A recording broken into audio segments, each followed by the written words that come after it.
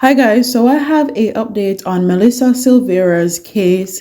If you guys forgot, when I initially started this story, there wasn't much about the story, and I digged and I got a lot of information. I think this is my fourth or fifth video in. My last video was of her funeral, but let's get into this. And this is coming straight from Jamaica Star. It says Joylan Silvera taken into police custody, and this was updated 36 minutes ago. Former member of Parliament Joylan Silvera was picked up by detectives to the Major Investigation Division late Thursday afternoon. The Star understands he was picked up at about 4 p.m.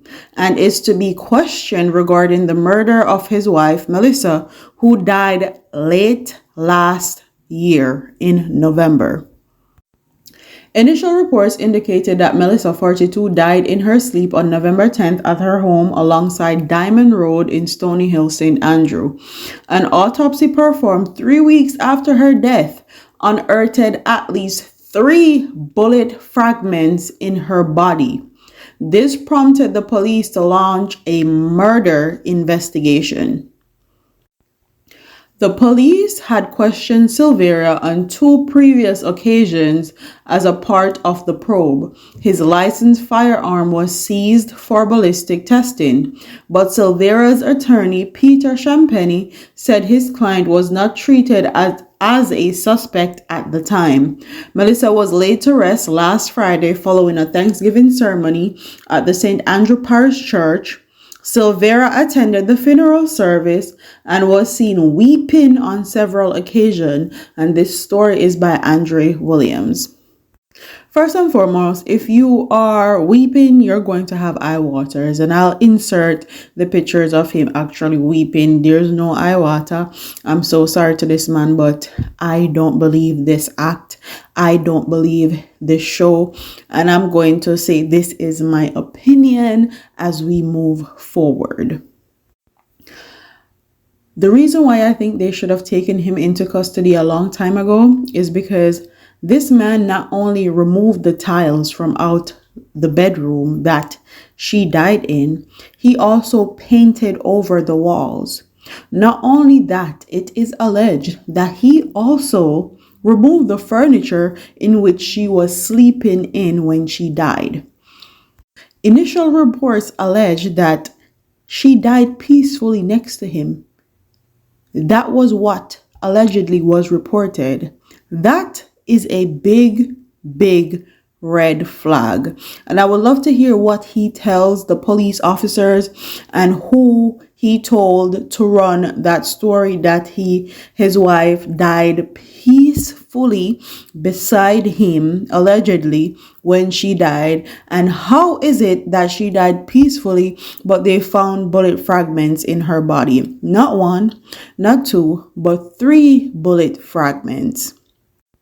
What was the reason in which he removed the tiles out of his home? What is the reason why he painted over his home? What was the reason why he removed the furniture in which she died in? Because any sane person that just lost somebody they love, their first reaction is not to do any of that. Their first reaction is going to be probably denial, because that is the course of. But hey, everyone grieves differently. But from this story came out, I knew something was up and something was suspect. Not only that, they lost a son in a freak accident a few years before. He drowned in their pool in their home. So I don't know what is the reason behind this. Maybe the son wasn't his. Maybe that's just my opinion. Maybe he found out she was cheating. Maybe she wanted to leave him. Maybe the family was going to split up. There was problems in paradise.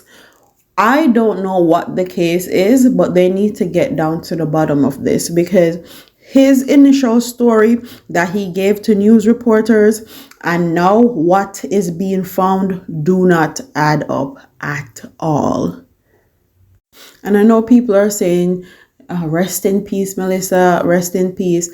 I'm sure Melissa, and this is my opinion, is not resting in peace until the person that did this to her, killed her, murdered her, goes to jail. She cannot be rest in peace until justice is served. No one deserves to be die like that, and no one deserves to be killed like that. And the fact that this whole thing seems like a whole setup from the first go is concerning, because this is not just nobody. This is not just anyone in Jamaican society. This is a politician, a former politician whose wife is a CEO of a corporate traded company. So the fact that this case is making headlines now and also making national headlines says a lot.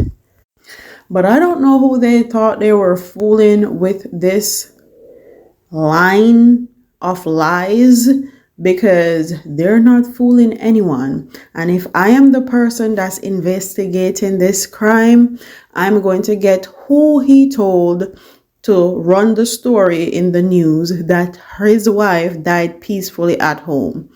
I'm going to get that person to come testify.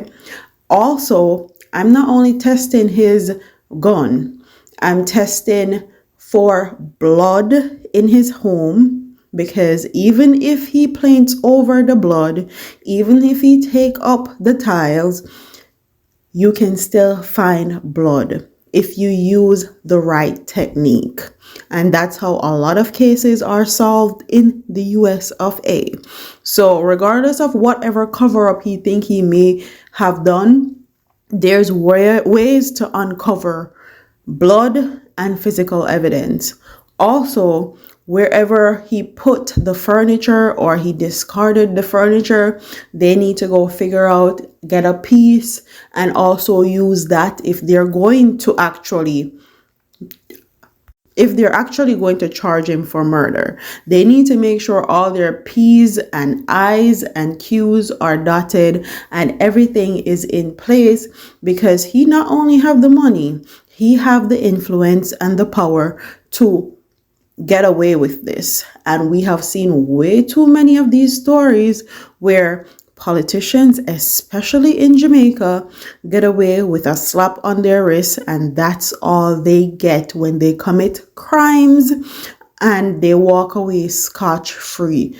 Jamaican people are tired of it, and that's why we cover these stories.